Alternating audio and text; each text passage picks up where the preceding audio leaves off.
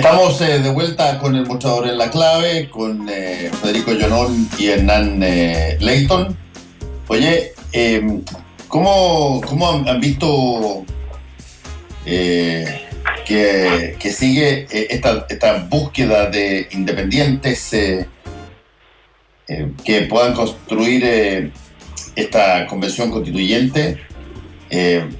Fíjate que han salido muchos independientes que han planteado, se sabe que tienen una situación diferente que la de la política profesional, pero a mí me da la impresión, no sé si es que ustedes lo han visto, porque me imagino que también se debe comentar en Palacio, digamos, ¿cuáles son las probabilidades de que personas que tuvieron cargos en la política profesional y que hoy día están presentándose, pero por montones, como constituyentes, efectivamente puedan llegar a una convención constitucional? ¿Tú ves, Hernán, por lo menos que de lo que se habla es lo que algunos dicen? Mira, no queremos nadie que haya pasado por aquí, o por el Parlamento, o por los gobiernos, sino que ojalá todos fueran distintos, lo que es difícil de encontrar también. No he escuchado eso. Más bien lo que uno escucha, ya sea en oficialismo o oposición al gobierno, es que ojalá entraran muchos independientes, pero eso no implica que vayan a restarse de las cartas más clásicas. Es que hay que tener un tema de lógica. Para comenzar, claro, la respuesta siempre es que serán los electores los que te den o no te den el voto.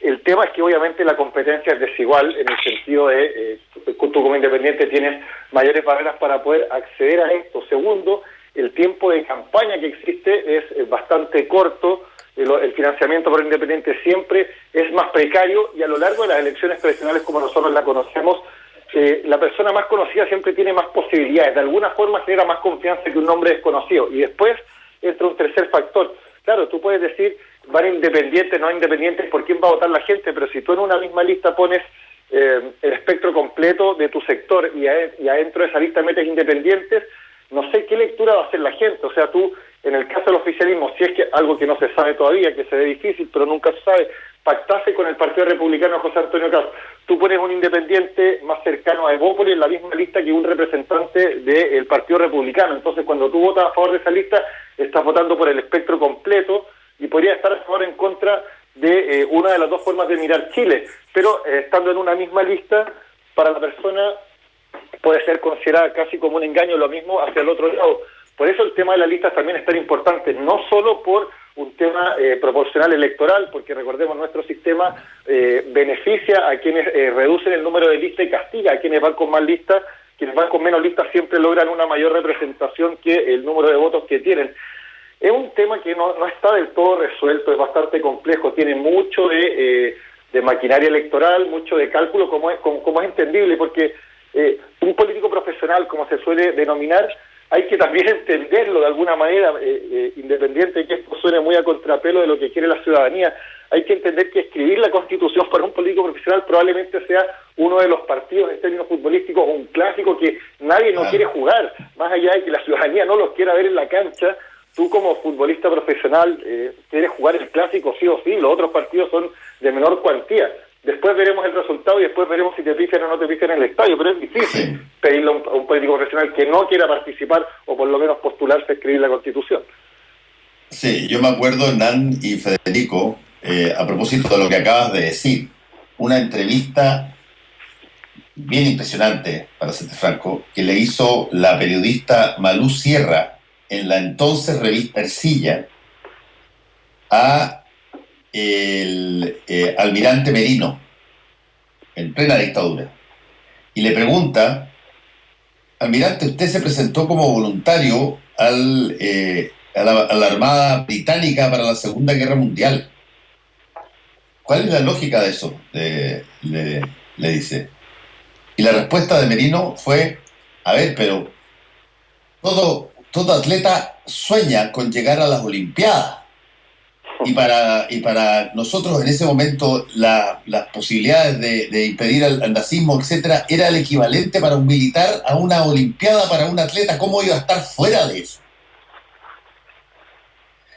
Y a mí me pareció interesante porque te acabo de escuchar más o menos lo mismo. Lo que tú dices, tienes toda la razón. Para muchos políticos, ser parte de la historia como constituyente en lo que va probablemente a durar 40, 50 años y va a ser un hito en todo libro de historia política del país, es el equivalente a probablemente un atleta que puede postular a ir a las Olimpiadas. Tal cual. Entonces va a querer estar. El problema es que la ciudadanía, porque aquí es la ciudadanía la que en definitiva tiene con la última palabra, a pesar de que hay una serie de condiciones que no son muy equivalentes entre independientes y políticos profesionales, pero yo creo que lo que va a pasar, Federico, no sé cómo lo ves tú, es que ya hay algunos que están tratando de sugerir que hay un mínimo de competencia para presentarse a ser constituyente y que ese mínimo de competencia pasa por determinadas capacidades que tengan que ver con conocimientos de país, política, etcétera, que no lo tienen todos los demás que se pueden presentar. Y de alguna manera hay casi una visación de a ver qué tanta experiencia política tiene uno para poder postularse a constituyente. Y no estoy tan seguro de que la ciudadanía haya pensado en eso cuando pidió una convención constitucional 100% elegida. Bueno, hay de todo y debiera haber de todo, ¿no? Efectivamente, una comisión, es decir, una convención constitucional o asamblea constituyente, requiere de todo, desde políticos profesionales con buena estampa y buenas ideas y experiencia negociadora, a gente que no sea política profesional, sino que le aporte frescura y legitimidad a todo el proceso. Y esto no pueden estar fuera, ¿cierto?, los dirigentes importantes de los gremios profesionales, sindicatos,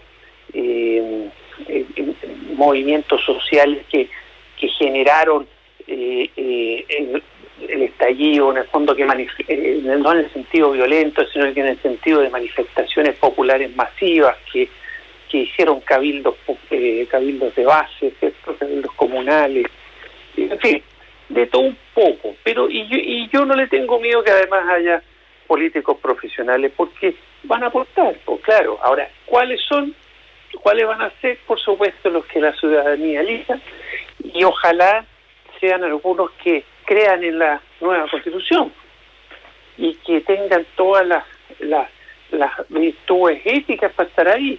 ¿A qué me refiero?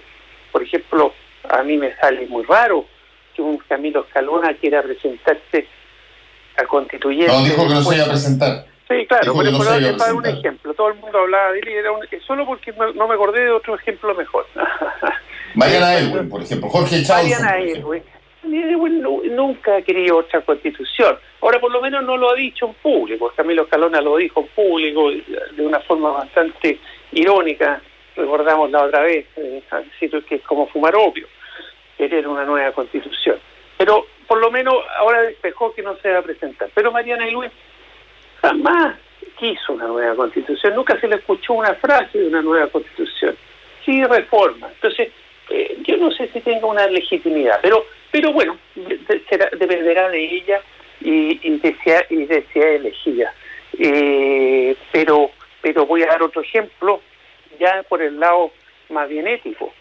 ¿Cómo se le puede ocurrir, sí ha dicho que quiere estar, cómo se le puede ocurrir a un político profesional, pero hoy día dedicado al lobby, como es Longueira, el exministro y el senador Longueira, cuando el hombre tiene todavía temas pendientes con la justicia por financiamiento ilegal de la política, es decir, por corrupción en la política? Y ese hombre que está por corrupción en la política, iniciándose un juicio oral en su contra por el delito más grave que puede haber en política, que es cohecho, ¿quiere estar en la Asamblea Constituyente? Eso me parece descabellado.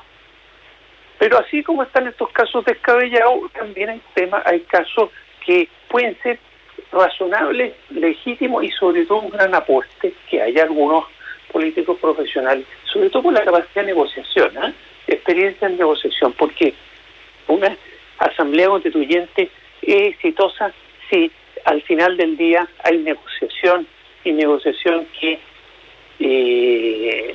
fructífera, ¿no? Y se llega a consensos, a arreglos, a transaca, bueno, mira, esto sí, esto no, porque así es, si todos pensamos más o menos distinto y hay que ponerse de acuerdo en ciertas normas. Entonces, la capacidad de negociación es algo que va a ser muy importante, y ese puede ser un aporte de los políticos profesionales. Sí. No, va a ser interesante esto porque no se ha dado nunca, que yo recuerde, por lo menos en la historia, una situación donde tú estás escogiendo para una nueva constitución a ciudadanos que probablemente vienen de vertientes muy distintas, muchos de ellos. Tienes, claro, políticos profesionales que muchos de ellos están jubilados, o los jubilaron los propios ciudadanos al no darle su voto en su momento. Pero quieren generar algún tipo de reciclaje. Están técnicos, especialistas que, bueno, quieren participar. Están todo tipo de personas que están interesados en la política y que se han interesado mucho más ahora a través del proceso constituyente y que quieren formar listas de independientes. Va a ser interesante esto porque tú tienes, de alguna manera, una imagen ante los votantes que van a escoger esta convención constitucional. Tienes una imagen que va a tener, para bien o para mal, una diferencia bastante grande entre quienes ya estuvieron y que hoy día se anuncian como candidatos y quienes nunca estuvieron en nada político elegido y por lo tanto tienen que darse a conocer. Y esa es una situación tremendamente, es un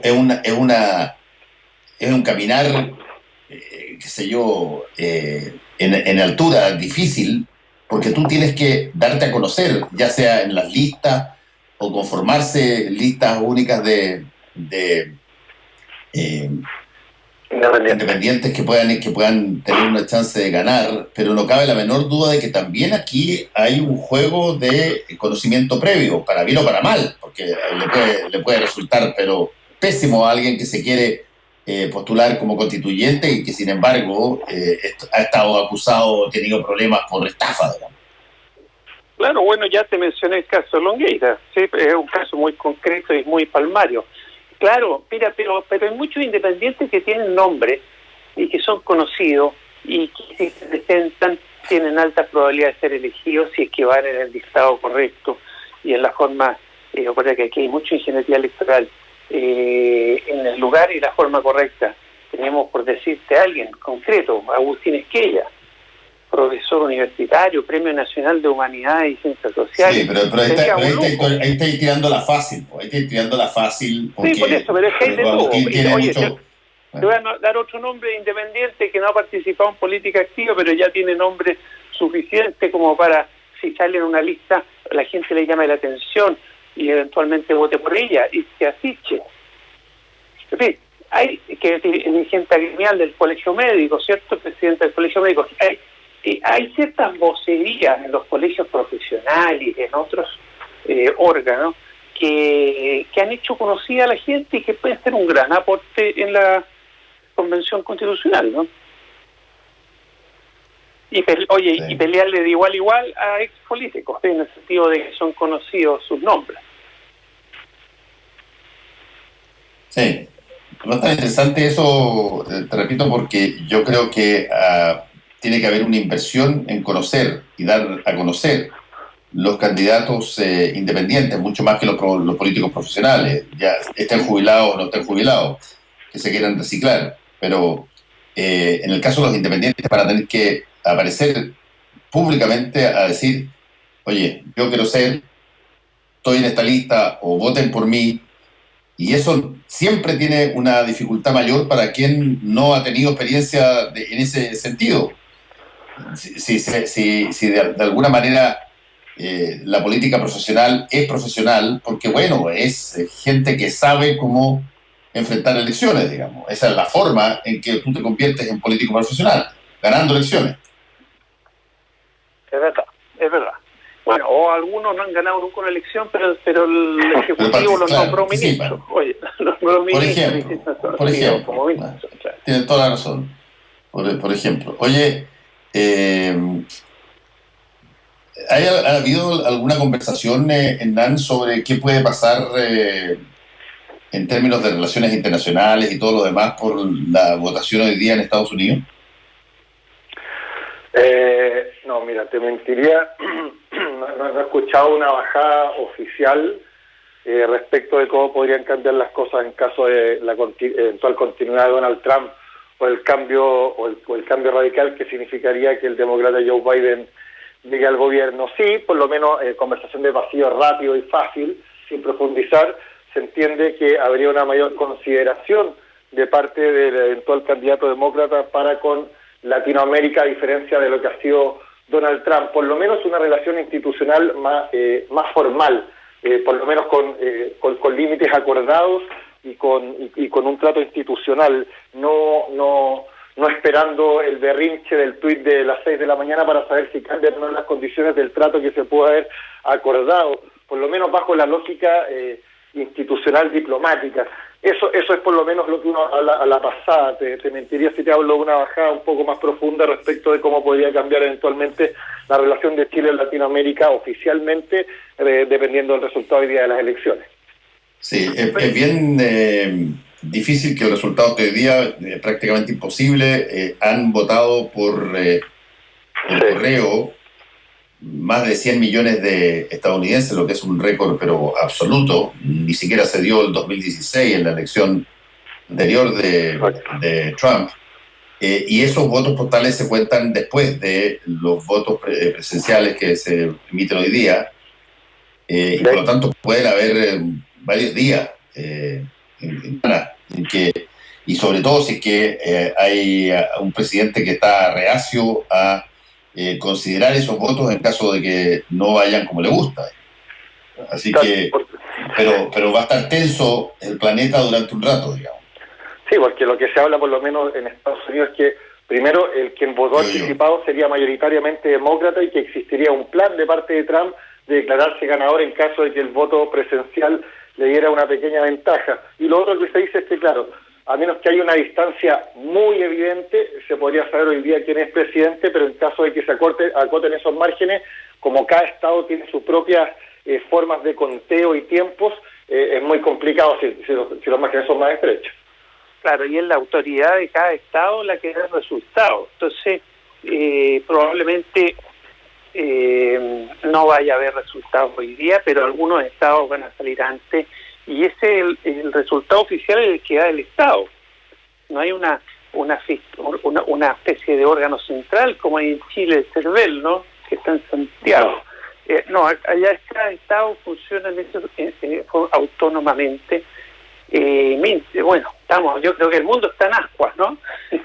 Ahora, respecto a Latinoamérica, para complementar lo que dice Hernán, coincidiendo plenamente con él, es decir, evidentemente para Latinoamérica sería, y que bueno, quizás para todo el mundo, ¿no? Pero ya que estamos hablando de Latinoamérica, sería una buena noticia que ganara Biden y que Trump respetara el triunfo y que fluyera todo y hubiera un nuevo presidente, porque el programa de Biden menciona Latinoamérica. Pues si lo que pasa con Trump es que en buen chileno no está ni ahí con Latinoamérica. Te voy a dar el caso de Chile. Chile lleva años sin embajador. Lleva el primer consejero está a cargo de la embajada, el agregado económico, porque no ha nombrado ni siquiera embajador. Desde que se fue la embajadora, que habrán pasado 2 años a lo menos, no hay embajador, y eso pasa en muchos países. ¿Y qué te está diciendo eso? Te está diciendo que no tiene nada título oficial para el país, que no tiene ni siquiera un embajador, ¿no?, con instrucciones claras. Entonces hay un tema diplomático ahí, de lenguaje diplomático. Tú no tienes un embajador, no nombras embajador, por algo es. Y eso no es solo Chile. Entonces Trump para Latinoamérica es una mala noticia, en independiente y que puede ser una mala noticia para muchos otros países, quizás para casi todo el mundo y en muchas materias, pero hablando de Latinoamérica, ¿no? Sí, Latinoamérica hoy día no es Latinoamérica como se hablaba antes, donde se hablaba como una cosa continental. Hoy día tú tienes diferenciaciones bastante directas de entre Brasil, con el cual el gobierno de Trump ha tenido muy buena relación, y qué sé yo, López Obrador en México, que tiene una situación mucho más sensible, delicada, y que de alguna manera ha quitado polémica, como en un momento dado pareció que iba a haber cierta fricción en función de esta muralla que quería construir Trump en el borde. Bueno, en gran parte López Obrador se quedó callado, bajo la cabeza, no metió mucho cuito, y la muralla, bueno, creció lo que pudo crecer, pero no siguió. Pero por lo tanto, Latinoamérica hoy día, a mi modo de ver, en la lógica de un presidente como Trump, que no es multilateralista, funciona de a uno, o de partidos que se apuntan con el dedo, digamos. Y en ese sentido yo me imagino que la relación que tiene el gobierno del presidente Piñera con Trump sigue siendo la misma. No, creo que no tan babosa como cuando le regalaron la bandera y dijeron que Chile estaba en el corazón de Estados Unidos. No tan servil, pero yo creo que sigue siendo una relación que, si bien no tiene embajadores, y eso es una gran señal, tienes toda la razón, Federico, en términos económicos, que probablemente le importa más al gobierno, sigue siendo una relación relativamente directa. Claro. Sí, no, si Chile evidentemente no tiene malas relaciones, pero no hay relaciones, no hay nada muy relevante, y esa es la señal de no tener embajador en 2 años y tanto, no nombrarlo. Pero no es mala. De hecho, tú estás recordando buenamente una situación, Fernando, bochornosa, que de nuestro presidente actual, porque el presidente Piñera, que tuvo una actitud servil, vergonzosa en la Casa Blanca. La vez que visitó a Trump, le tocaba ir a la visita protocolar que normalmente todo presidente latinoamericano quiere tener con el presidente de Estados Unidos, y se manda ese numerito que no da para Piñera y cosas, sino que para un bochorno internacional de regalar una bandera de Estados Unidos con la bandera de Chile en el centro, y hablar de esto de que está en el corazón. Eso a nivel internacional no pudo haber sido bien visto, eso fue mal visto, eso no fue un tema de humor, no fue un tema de cariño. Estamos hablando de relaciones internacionales súper formales y llenas de simbología. Eso fue un bochorno, una vergüenza internacional de Chile. Y bueno, ya ocurrió, porque el presidente Piñera nos regala vergüenzas como esa de vez en cuando, pero no sirvió para que Estados Unidos tuviera mejores y más fluidas y más contundentes relaciones con Estados Unidos. Por el contrario, lejanía completa, ni siquiera embajador. Sí, bueno, vamos a ver qué pasa. Yo tengo la impresión de que las posibilidades que se conozca el resultado de la elección pueden, dependiendo de la voluntad del presidente, pueden darse varios días, fíjate, no necesariamente de aquí a mañana. Salvo que haya una diferencia entre uno y otro muy fuerte, muy grande, en el voto presidencial, tan grande que el derrotado decida conceder en el día de hoy, digamos, porque acuérdate que está todo ese rito de la concesión, digamos, de que cuando una persona sabe o ya ha calculado que no puede remontar una victoria del rival, normalmente lo que se hace es conceder que que el otro rival obtuvo la victoria, y bueno, se sigue contando, por supuesto, los votos para tener todo muy ordenadito, pero ya se deja de haber inquietud y sorpresa o incertidumbre respecto al resultado. Yo tengo la impresión que eso no va a pasar ni hoy ni mañana, salvo que, te repito, la diferencia entre para uno o para otro, ya sea para Trump o para Biden, sea tan tremendamente grande en el voto presidencial que incluso el voto postal y los votos que se ven después no hagan ninguna diferencia, por lo tanto, se da hoy, ¿no? Altamente improbable.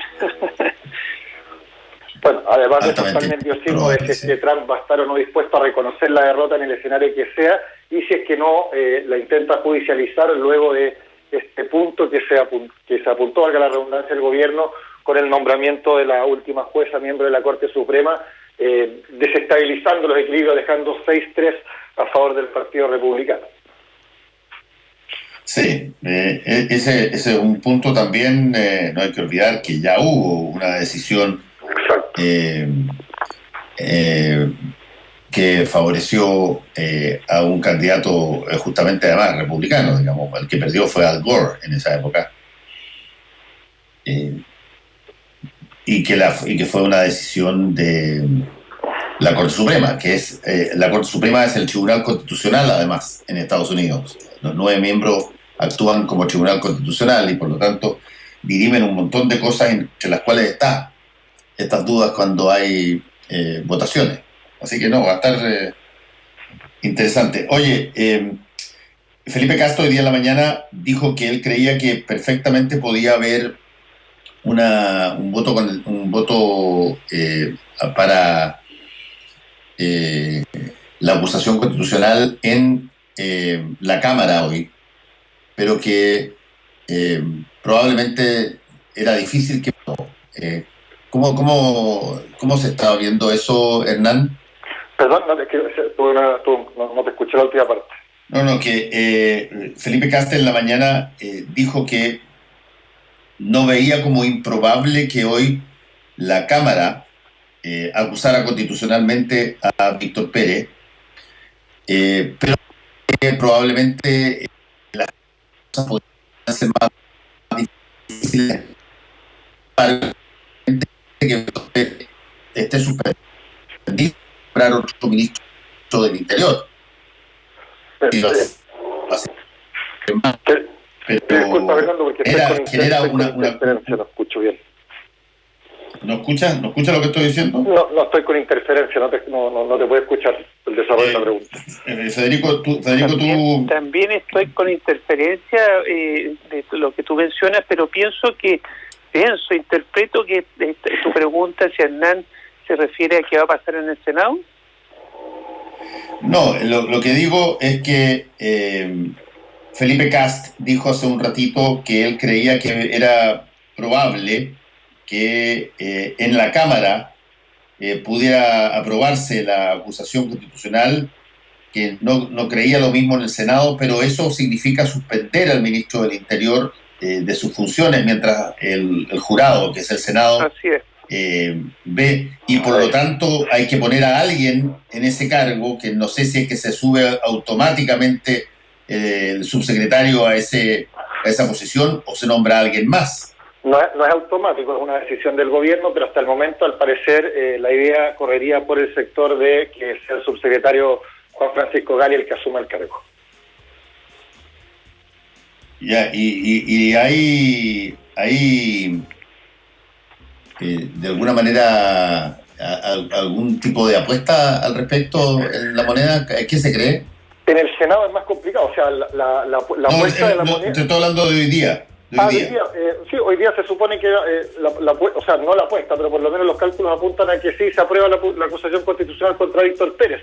Las señales han sido muy erráticas desde el sector del oficialismo, incluido, recordemos, el diputado R.N. Mellado, que señaló que iba a preferir salir de la sala antes que defender al propio ministro del Interior de su gobierno, el congelamiento de Bópoli, que deja en entredicho la labor del ministro Víctor Pérez, la unidad opositora y la defensa bastante errática que tuvo el ministro, impulsado todo por la Democracia Cristiana, el partido donde el gobierno va a pirquinear, pero que en esta ocasión está muy unida en pos de lograr la acusación a favor. es súper complejo y la mayoría cree que hoy día se aprueba. Bueno, muchas gracias a Federico y a Hernán y esperemos las noticias que se vengan durante la jornada. Chao, chao. Que estén bien. Nos vemos. Actualidad con ojo crítico. La información desde distintos puntos de vista. Fue El Mostrador en La Clave, con el equipo de El Mostrador. La Clave me escucha.